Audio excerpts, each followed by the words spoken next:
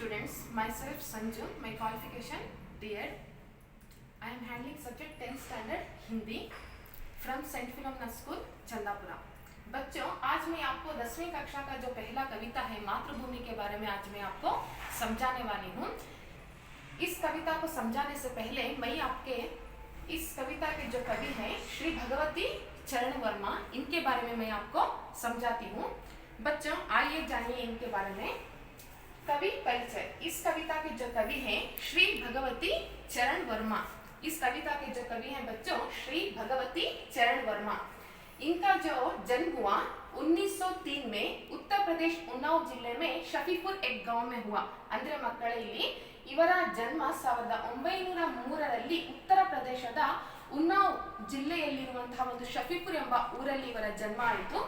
इनकी पढ़ाई जो है बच्चों इलाहाबाद में BA और LLB की डिग्री भी प्राप्त की। ಅಂದ್ರೆ ಇವರ ಓದು ಇಲಾಹಾಬಾದ್ ನಲ್ಲಿ BA ಮತ್ತು LLB ಪದವಿಯನ್ನ ಸಹ ಪಡೆದುಕೊಂಡ್ರು। ಅದೇ ರೀತಿ बच्चों विचार और नवजीवन नामक पत्रिकाओं का संपादन भी किया। ಅಂದ್ರೆ ಮಕ್ಕಳೇ ಇಲ್ಲಿ ವಿಚಾರ ಮತ್ತು ನವಜೀವನ ಅಂತ ಹೆಸರಿನಲ್ಲಿ ಇವರು ಪತ್ರಿಕೆಗಳ ಸಂಪಾದನೆಯನ್ನು ಸಹ ಇವರು ಮಾಡಿದ್ರು। बच्चों आगे देखिए, चित्रलेखा के उपन्यास में 2 फिल्म निर्माण भी हुआ। ಮಕ್ಕಳೇ ಇಲ್ಲಿ ಚಿತ್ರಲೇಖ ಮತ್ತು ಚಿತ್ರಲೇಖ ಎನ್ನುವಂತ ಉಪನ್ಯಾಸದ ಮೇರೆಗೆ 2 ಚಲನಚಿತ್ರವನ್ನು ಸಹ ನಿರ್ಮಾಣವನ್ನು ಇವರು ಮಾಡಿದ್ದಾರೆ। ಯಾರು ಅಂದ್ರೆ ಶ್ರೀ ಭಗವತಿ ಚರಣ್ ವರ್ಮಾ। आगे देखिए बच्चों, इनके जो कहानी संग्रह है मेरी कहानियां मोर्चा बंदी। ಅಂದ್ರೆ ಮಕ್ಕಳೇ ಇವರ ಕಹಾನಿ ಅಂದ್ರೆ ಕತೆ ಸಂಗ್ರಹ, ಇವರ ಕತೆ ಸಂಗ್ರಹವಾಗಿರುವಂತಹ मेरी कहानियां मोर्चा बंदी इनके कहानी संग्रह। आगे देखिए बच्चों, कविता संग्रह ಅಂದ್ರೆ कविता संग्रह, कविते संग्रह ಯಾವುದಂದ್ರೆ मेरी कविताएं सविनय एक नाराज कविता। ಯಾವುದಂದ್ರೆ ಮಕ್ಕಳೇ ನೋಡಿ ಈ ಕಡೆ ಒಮ್ಮೆ मेरी कहानियां सविनय एक नाराज कविता इनके कविता संग्रह है। और इनके जो नाटक, इनके 2 नाटक भी हैं, वो है मेरे नाटक वसीयत। मेरे नाटक वसीयत इनके 2 नाटक है। और इनका मरण है जो बच्चों 5 अक्टूबर 1981 में, इनका मरण बच्चों 5 अक्टूबर 1981 वर्मा जी का देहांत हो गया। ಅಂದ್ರೆ ಮಕ್ಕಳೇ ಇಲ್ಲಿ 5 ಅಕ್ಟೋಬರ್ 1981ರಲ್ಲಿ ಇವರು ಸಾವನ್ನ ಅಪ್ಪಿದರು। ये था बच्चों इस कविता के जो कवि हैं श्री भगवती चरण वर्मा जी का कवि का परिचय। अब देखेंगे बच्चों इस कविता को हम समझाती हूँ। इस कविता में जो आने वाले हैं शब्दार्थ मैं ऑलरेडी इस पर बोर्ड पर लिख चुकी हूँ। आइए बच्चों इसे भी एक बार पढ़ लें। शब्दार्थ, शाहिद का मतलब होता है सोया हुआ, अंदरे मलगिरुआ। अमर का मतलब होता है मृत्युहीन, जो कभी नहीं मरता। मृत्युहीन जो कभी नहीं मरता ಅಂದ್ರೆ ಯಾವತ್ತೂ ಅವನಿಗೆ ಸಾವಿಲ್ಲದವನು ಎಂದರ್ಥ। हस्त का मतलब होता है हाथ, हाथ ಅಂದರೆ ಕೈ। सुहानी का मतलब होता है सुंदर, ಅಂದರೆ ಸುಂದರವಾದ। धाम का मतलब होता है घर, ಅಂದರೆ ಮನೆ। गूंजना का मतलब होता है प्रतिध्वनित होना, ಅಂದರೆ प्रतिध्वनिಸುವುದು ಎಂದರ್ಥ।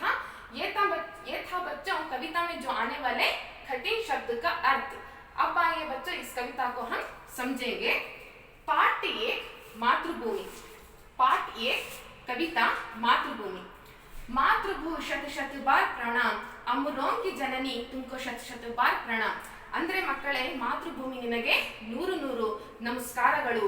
ಅಮರೋಂ ಕಿ ಜನನಿ, ಅಮರೋಂ ಕಿ ಜನನಿ, ಜನನಿ ಅಂದ್ರೆ ಜನ್ಮ। ಅಮರರು ಅಂದ್ರೆ ಆ ಮಹಾನ್ ವ್ಯಕ್ತಿಗಳಿಗೆ ನೀನು ಏನ್ ಮಾಡಿದ್ಯಾ, ಜನ್ಮವನ್ನ ಕೊಟ್ಟಿದ್ಯಾ, ಅದಕ್ಕೋಸ್ಕರ ನಿನಗೆ 100 ನಮಸ್ಕಾರಗಳು। ಅಂದ್ರೆ ಅಮರರು ಅಂದ್ರೆ ನಾನು ಬರೆದಿದ್ದೀನಿ ನೋಡಿ, ಜೋ ಕಬಿ ನಹಿ ಮರ್ತ ಅಂತ ಮಹಾನ್ ವ್ಯಕ್ತಿಗಳಿಗೆ ನೀನು ಜನ್ಮವನ್ನ ಕೊಟ್ಟಿದ್ಯಾ ತಾಯಿ, ಅದಕ್ಕೋಸ್ಕರ ನಿನಗೆ 100 ನಮಸ್ಕಾರಗಳು ಅಂತ ಕವಿ ಇಲ್ಲಿ ಕವಿತೆಯಲ್ಲಿ ಹೇಳ್ಕೊಂಡಿದ್ದಾರೆ ಮಕ್ಕಳೇ। आगे देखिए बच्चों, तेरे उर में शाहिद गांधी बुद्ध और राम। तेरे उर ಅಂದ್ರೆ ಹೃದಯ, ಆ ನಿನ್ನ ಹೃದಯದಲ್ಲಿ, ಶಾಹಿದ್ ಅಂದ್ರೆ ಮಲಗಿರುವಂತಹ, ಆ ನಿನ್ನ ಹೃದಯದಲ್ಲಿ ಮಲಗಿರುವಂತಹ ಆ ಮಹಾನ್ ವ್ಯಕ್ತಿಗಳಾಗಿರುವಂತಹ ಗಾಂಧೀಜಿ ಇರ್ಬೋದು, ಬುದ್ಧ ಮತ್ತೆ ರಾಮ, ಇನ್ನಂತೆ ಈ ರೀತಿಯ ಮಹಾನ್ ವ್ಯಕ್ತಿಗಳಿಗೆ ನೀನು ಜನ್ಮವನ್ನ ಕೊಟ್ಟಿದ್ಯಾ ಮಹಾತಾಯಿ, ಅದಕ್ಕೋಸ್ಕರ ನಿನಗೆ 100 ನಮಸ್ಕಾರಗಳು ಅಂತ ಇಲ್ಲಿ ಕವಿತೆಯಲ್ಲಿ ತಿಳಿಸ್ತಾ ಇದ್ದಾರೆ। आगे देखिए बच्चों, आगे चरण में हरे भरे हैं खेत सुहाने, फल फूलों से उपवन, तेरे अंदर ಭರಾ ಹುವಾ ಹೈ ಅಂದ್ರೆ ಹರೆ ಭರೆ ಅಂದ್ರೆ ಹಚ್ಚ ಹಸಿರಿನಿಂದ ಕೂಡಿರುವಂತಹ ಆ ಹೊಲ ಗದ್ದೆ ನಿನ್ನಲ್ಲಿ ಇದೆ. ಫಲೋ ಫೂಲೋಸೆ ಯುತ್ತುವನ್ ಉಪವನ್ ಅಂದ್ರೆ ಹೂವು ಹಣ್ಣುಗಳಿಂದ ನಿನ್ನಲ್ಲಿ ಆ ಕಾಡು ಅಂದ್ರೆ ವನ ಅಂದ್ರೆ ಕಾಡು ನಿನ್ನಲ್ಲಿ ಅಡಗಿಕೊಂಡಿದೆ. ತೇರೆ ಅಂದರ್ ಭರಾ ಹುವಾ ನಿನ್ನಲ್ಲಿ ಅದು ತುಂಬಿಕೊಂಡಿದೆ. ಅಂದರ್ ಅಂದ್ರೆ ಒಳಗೆ, ಭರ ಅಂದ್ರೆ ತುಂಬಿಕೊಂಡಿದೆ ಎಂದರ್ಥ ಮಕ್ಕಳೇ. ಖನಿಜೋ ಕಾ ಕಿತ್ನಾ ವ್ಯಾಪಕ ಧನ್, ಖನಿಜೋ ಕಾ ಕಿತ್ನಾ ವ್ಯಾಪಕ ಧನ್ ಅಂದ್ರೆ ಆ ಸಂಪದ್ಭರಿತವಾದ ಖನಿಜಗಳು ನಿನ್ನಲ್ಲಿ ಇದೆ. ಮೃತ್ಯು ಹಸ್ತುತು ಬಾಂಟ್ ರಹಿ ಹೈ, ಮೃತ್ಯು ಹಸ್ತ ಅಂದ್ರೆ ನಿನ್ನಲ್ಲಿ ಯಾವುದೇ ರೀತಿಯ ಜಿಪುಣತನ ಇಲ್ಲದೆ ಎಲ್ಲರಿಗೂ ನೀನು ಒಂದೇ ಸಮಾನ ನೀನು ಹಂಚಿದ್ಯಾ ಏ ಮಹಾತಾಯೇ. ಸುಖ ಸಂಪತ್ತಿ ಧನಧಾಮ ಮಾತೃಭೂ ಶತ ಶತ ಬಾರ್ ಪ್ರಣಾಮ್. ಆ ಸುಖ ಸಂಪತ್ತಿ ಮನೆ ಆಶ್ರಯ ಪ್ರತಿಯೊಬ್ಬರಿಗೂ ನೀನು ಯಾರಿಗೂ ಜಿಪುಟನ ಇಲ್ಲದೆ ಎಲ್ಲರಿಗೂ ಒಂದೇ ರೀತಿಯಾಗಿ ನೀನು ಏನ್ ಮಾಡಿದ್ಯಾ ಹಂಚಿದ್ಯಾ. ಅದಕ್ಕೋಸ್ಕರ ನನಗೆ 100 ನಮಸ್ಕಾರಗಳು ಅಂತ ಇಲ್ಲಿ ಕವಿತೆಯಲ್ಲಿ ತಿಳಿಸಿದ್ದಾರೆ. आगे देखिए बच्चों, एक हाथ में न्याय पताका ज्ञान दीप दूसरे हाथ में. ಒಂದು ಕೈಯಲ್ಲಿ ಏನ್ ಇಟ್ಕೊಂಡಿದ್ಯಾ ಅಂದ್ರೆ ನ್ಯಾಯ ಪತಾಕ, ಒಂದು ಕೈಯಲ್ಲಿ ನೀನು ಧ್ವಜವನ್ನ ಇಟ್ಕೊಂಡಿದ್ಯಾ, ಮತ್ತೊಂದು ಕೈಯಲ್ಲಿ ನೀನು ಜ್ಞಾನ ದೀಪ ಅಂದ್ರೆ ಜ್ಞಾನ ದೀಪವನ್ನ ನೀನು ಇಟ್ಕೊಂಡಿದ್ಯಾ. ಜಗಕಾ ರೂಪ ಬದಲ್ದೆ ಹೇಮ, ಜಗಕಾ ರೂಪ ಅಂದ್ರೆ ಈ ಜಗದ ರೂಪವನ್ನ ಬದಲಾಯಿಸು ಹೇ ಮಹಾತಾಯೇ. ಕೋಟಿ ಕೋಟಿ ಹಮ್ ಆಜ್ ಸಾಥ್ ಮೇ, ಈ ಕೋಟ್ಯಾಂತರ ಜನರು ನಿನ್ನ ಮಡಿಲಲ್ಲಿ ಇದೀವಿ ತಾಯಿ. ಎಲ್ಲರಿಗೂ ಆ ಗೂಂಜ್ ಉಠೆ, ಈಗ ನಿನ್ನ ಮಡಿಲಲ್ಲಿ ಆ ಕೋಟ್ಯಾಂತರ ಜನರು ಒಟ್ಟುಗೂಡಿದೀವಿ. ಗೂಂಜ್ ಉಠೆ ಜೈ ಹಿಂದ್ ನಾದು ಸೆ, ಗೂಂಜ್ ಅಂದ್ರೆ ಅದೇ ನಾನು ಹೇಳಿದ್ನಲ್ಲ ಮಕ್ಕಳೇ ಪ್ರತಿಧ್ವನಿ ಥೋನ. ಗೂಂಜ್ ಉಠೆ ಯಾವ ನಾದ, ಗೂಂಜ್ ಅಂದ್ರೆ ನಾದ, ಯಾವ ನಾದ ಅಂದ್ರೆ ಆ ಜೈ ಹಿಂದ್ ಎನ್ನುವಂತಹ ನಾದ ಎಲ್ಲೆಲ್ಲೂ ಸಹ ಪ್ರತಿಧ್ವನಿಸಲಿ. ಹಾಗೆ ಸಕಲ್ ನಗರ ಮೇ, ಎಲ್ಲೆಲ್ಲಿ ಪ್ರತಿಯೊಂದು ನಗರದಲ್ಲೂ ಸಹ ಪ್ರತಿಯೊಂದು ಗ್ರಾಮದಲ್ಲಿ ಆ ಜೈ ಹಿಂದ್ ಎನ್ನುವಂತಹ ನಾದ ಪ್ರತಿಧ್ವನಿಸಲಿ ಹೇ ಮಹಾತಾಯಿ ಅಂತ ಕವಿ ಎಷ್ಟು ಚೆನ್ನಾಗಿ ಇಲ್ಲಿ ಹೇಳಿದ್ದಾರೆ ನೋಡಿ ಮಕ್ಕಳೇ. ಮಾತೃಭೂ ಶತ ಶತ ಬಾರ್ ಪ್ರಣಾಮ್, ಹೇ ಮಾತೃಭೂಮಿಯೇ ನಿನಗೆ 100 ನಮಸ್ಕಾರಗಳು ಅಂತ ಕವಿತೆಯಲ್ಲಿ ಕವಿ ತಿಳಿಸಿದ್ದಾರೆ. ये था बच्चों इस कविता का विवरण.